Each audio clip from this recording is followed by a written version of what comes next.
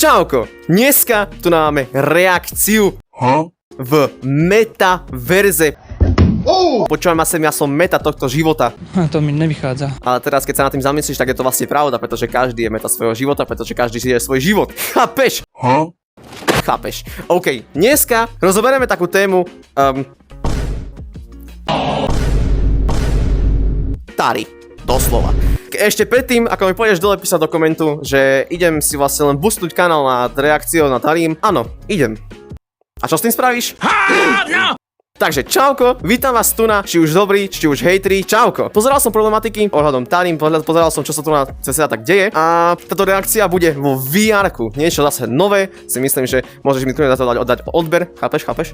Dneska uvidíte vlastne vyjadrenie starého fanúšika Tariho, pretože ja som niekedy Tariho veľmi sledoval a tým chcem aj poďakovať za to, že keby nerobil tie videá, čo robil, kde skákal, vyťahlo nás veľmi veľa vonku skákať a nepresedeli sme celé detstvo doma na počítačoch. Miesto toho, že by začal robiť ďalšie dobré veci, by začal robiť zlé.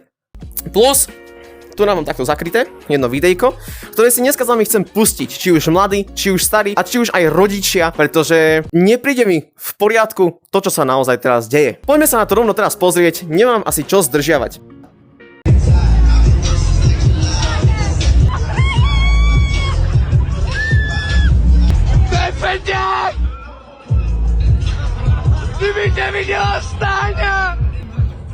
Povedzte mi, je toto v poriadku? Nede tak ani veľmi o to, čo sa v tom videu stalo, pretože ide hlavne o to, že Tari ako influencer, youtuber má na sociálnych sieťach niečo cez milióny sliadnutí a prevažne detí. A to je na tomto najhoršie. Prečo niekto tak veľký ako je Tari si nemohol spraviť proste private session, jak v GTAčku a spraviť si súkromnú party, kde sa mohol takto vyblázniť? No povedz mi, ja nechápem. A teraz tu budeme riešiť takéto hlúposti. K tomu, či ale naozaj sa tam niečo dialo, daný človek na videu vraví to, čo nemusí byť na 100% pravda, pretože nemáme to tu na jak overiť. Tari tu nadal ale big move toho, že on fakt nie je, pretože až po 3 dňoch sa išiel otestovať. Áno, išiel. Ja som sa čudoval, veľa ľudí sa čudovalo, potom sa začalo diskutovať o tom, či to náhodou není tak veľmi neskoro.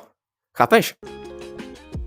Keby si sa čudovali, prečo sa pozerám okolo seba, hľadám svoj tab, kde mám ukázané ďalšie veci, ktoré vám chcem ukázať, ale nemám ich tu. A mám, tu sú. Ťuk. Šupi to, šup. Nádhera. Takto si to priblížime. Takže, začalo sa diskutovať o tom, či to náhodou nie je trošku veľmi neskoro. To si povie, ale že 3 dní sú neskoro, chápeš, 3 dní sú celkom v pohode, ale na konkrétne látky takéhoto druhu, on išiel zrovna na testovanie z moču, malo by sa to riešiť hneď. Takže, proste, máme tu na zaujímavé látky, áno. A keď si všimnete, veľmi veľa z nich sa dá zistiť až do 1 až 3 dňoch, alebo až do 2 až 4 dňoch, alebo až do 2 až 4 ďalších a 1 a 3 a 1 a 3. Chápeš? No, to je ten problém. Takže to, či je to, čo povedal ten typek v tom videu, je veľmi diskutabilné. Ešte predtým, ale ako pôjdeme ďalej, dávam do popisku video, z ktorého som čerpal veľmi veľa informácií od Stay12, takže díky moc. Dole to máš v popisku, chod si kľudne pozrieť aj jeho videjko, keď chceš. A môžeme sa ďalej vrhnúť na ďalšie témy, pretože tu na to neskončilo. Tari sa v poslednej dobe čoraz častejšie objavuje v televíznych rozhovoroch. A to veľmi veľké publikum, veľmi veľa ľudí vníma iba ako za zlepšenie jeho internetového imidžu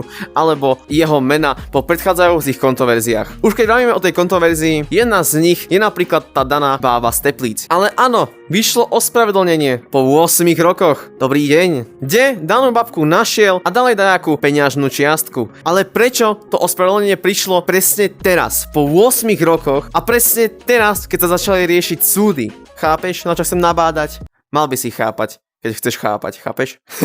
Keď sa riešia tieto tu na súdy. Teraz to len vyzerá, že sa chce spraviť pekným, aby nemali potom čo na súdoch povedať. Nevravím, že to tak je. Všetko, čo som v tomto videu povedal, je len môj názor. Síce mám vyjadrovanie sem tam také veľmi prísne, všetko je len môj názor. Ďakujem za pochopenie. Môžeme ísť ďalej. Tak, a teraz budem citovať, pretože toto mám to pekne napísané. Reakcia verejnosti. Mnohí diváci a komentátori vnímajú tieto ospravedlnenia ako pokus o záchranu klesajúcej popularity a nie ako za skutočné prejavy ľútosti. Zdá Zdá sa, že Tari sa snaží vymazať svoju kontroverznú minulosť a predstierať. Tomuto mám len veľmi jeden jednoduchý point. Nikto by nemal zakrývať svoju minulosť, každý sme boli takí, akí sme boli. Už aj Tari spravil veľmi veľké chyby, ktoré by sa nemali zabúdať. Furt by sme mali vedieť, kto je a furt by sme mali vedieť, čoho bol aj možno bude ďalej schopný. Či už sa jedná o pirát silnic, či už sa jedná o tú bábu z Teplíc, už keď vravíme o tom, čo Tari niekedy bol, tak to nám mám tiež ďalej napísané. Nedôvera publika. Prestaň, ďakujem. Mnoho rodičov sa po týchto incidentoch vyjadrilo, že by svoje deti na jeho kempy už nikdy neposlali. Komunita reaguje. Aj viacerí českí a slovenskí youtuberi si z neho začali robiť srandu, alebo ho otvorene kritizovali. Nie kvôli závisti, ale kvôli tomu, že kazí obraz toho, ako by sa mal verejne známy človek správať. Súhlasím až na jednu jedinú vec. Aj viacerí českí a slovenskí youtuberi si z neho začali robiť srandu. Nikto si z neho srandu nerobí, ani ja si z neho srandu nerobím. Ja len tu ukazujem to, čo by sa nemalo zabúdať. Tu sa dostávame k podstatnej otázke. Má byť niekto, kto pracuje s deťmi a mladými fanúšikmi takto viditeľne nezodpovedný na verejnosti? OK, ja ti veľmi pekne ďakujem, že si tu bol so mnou. Môžeš mi napísať dole do komentu, aká táto reakcia bola. Chcel som si iba trošku boostnúť kanál, takže myslím si, že to všetci chápete. Díky moc za zhľadnutie, díky moc za koment, like, všetko, čo mi tu zanecháš. Už keď tu nakývem rukami jak Chávez, tak ti vravím, čo? Čau! Keď budete pozerať videa do konca, tak uvidíte na konci videjka aj také veci, že není tu momentálne, ale budúce už bude, dobre? Tam, kde je. Teš sa. Díky.